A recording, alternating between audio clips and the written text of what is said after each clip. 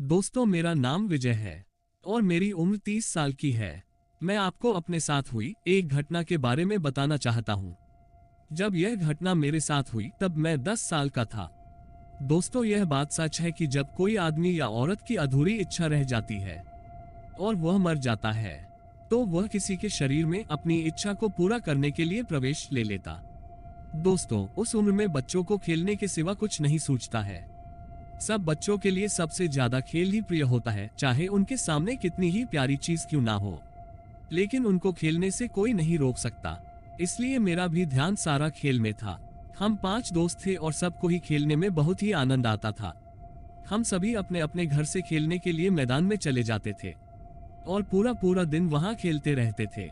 एक दिन मैं मैदान में खेलने के लिए बहुत उत्साहित था। मेरे दोस्त मेरे साथ खेलने के लिए नहीं आए क्योंकि वह त्योहार मनाने के लिए कोई अपने नाना के गया हुआ था, कोई मामा के गया था और कोई चाचा के लिए गया हुआ था।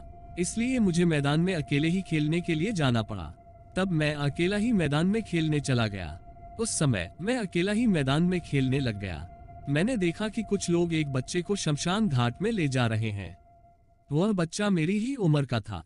मुझे नहीं पता था कि वह कौन है और मैं अपना खेल छोड़कर उन लोगों को देखने लगा और उनको ही देखता रहा काफी दूर जाने तक। मैं उन्हें ही देखता रहा। फिर जब वह बहुत दूर चले गए तब मैं अपने खेल में दोबारा से लग गया। उसी समय मुझे ऐसा लगा शायद कोई है जो मेरे आगे पीछे मंडरा रहा है, लेकिन मेरा ध्यान खेल में था। मैं अकेला एक बॉल से खेल रहा था। जब मैंने बॉल को ऊपर की तरफ फेंका तो वह बीच में ही रुक गई, जैसे किसी ने उसको कैच कर लिया हो। लेकिन मुझे ऐसा लगा शायद टप्पा खाकर वह बॉल रुकी हो। लेकिन मैंने फिर से बॉल को उठाया और दोबारा से हवा में फेंका। फिर दोबारा से बॉल हवा में रुकी और फिर मेरे पास आ गई।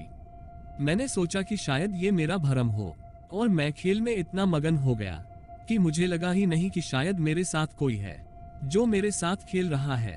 शाम हो चुकी थी और मुझे भी अपने रिश्तेदारों के घर जाना था क्योंकि अगले दिन रक्षाबंधन था।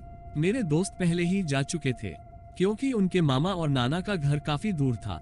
हमारा घर इतना दूर नहीं था। हमें भी शाम तक अपने नाना के घर पहुंचना था क्योंकि मैं मामा के बच्चों के साथ खेलने के लिए बहुत उत्साहित था। जब मैं अपने घर पहुंचा तो मेरी तबीयत कुछ ठीक नहीं लग रही थी। मुझे ऐसा लग रहा था जैसे मेरे शरीर में बहुत दर्द हो रहा था और मुझे घर आते ही बहुत जोर से भूख लगने लगी और मैंने अपने मम्मी से खाना मांगा, जबकि मेरी मम्मी मुझे जबरदस्ती खाना खिलाती थी। मेरी मम्मी भी हैरान थी कि आज मैं खाना क्यों मांग रहा हूँ और मैं भी बहुत जिद करने लगा कि मुझे बहुत जोर से भूख लगी है। मेरी आवाज थोड़ी थोड़ी भारी हो चुकी थी। मेरी माँ ने मेरे सर पर हाथ फेरा और कहा कि थोड़ा सा रुको, मैं अभी जल्दी से तुम्हारे लिए कुछ बना देती हूँ। मेरी भूख बर्दाश्त नहीं हो रही थी और मैं अपने माँ से बहुत जोर से बोला कि ये औरत मुझे खाना दे और जल्दी से दे, मेरे से भूख बर्दाश्त नहीं हो रही। मेरी माँ इस तरह के शब्द सुनकर बहुत अचंभे में हो गई और कहने लगी, तुम किस तरह से बातें कर रहे हो? मैं तुम्हारी माँ हूँ।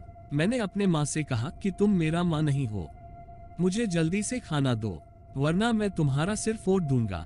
मेरी माँ ने मेरे गाल पर एक चांटा लगा दिया जिससे मुझे और भी ज्यादा गुस्सा आ गया और मेरी आंखें पूरी लाल हो गई। मेरी आंखें देखकर मेरी माँ डर गई। इतने में मेरे पिताजी आ गए और मेरी माँ ने मेरे पिता को बताया कि जब से यह मैदान से खेल कर आया है उसको बहुत जोर से भूख लग रही है और हाँ, मुझसे बदतमीजी भी कर रहा है। अब देखो, इसने अपनी आंखें पूरी लाल कर ली हैं। मैं पिता की तरफ भी बहुत गुस्से की निगाह से देख रहा था, जैसे वह कोई मेरे दुश्मन हो। पिता ने मुझे देखा और कहा कि मुझे लगता है इसकी हालत सही नहीं है, इसको हमें डॉक्टर के पास लेकर जाना चाहिए। तो मैंने अपने पिता से कहा, मैं कहीं नहीं जाने वाला, मैं यहीं रहूंगा और तुमको खाकर ही जाऊंगा।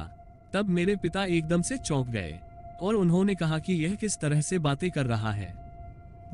मैंने अपने पिता से जोर जोर से बोलना शुरू कर दिया जैसे कि मैं कोई आदमी हूँ, जबकि मैं एक 10 साल का लड़का था।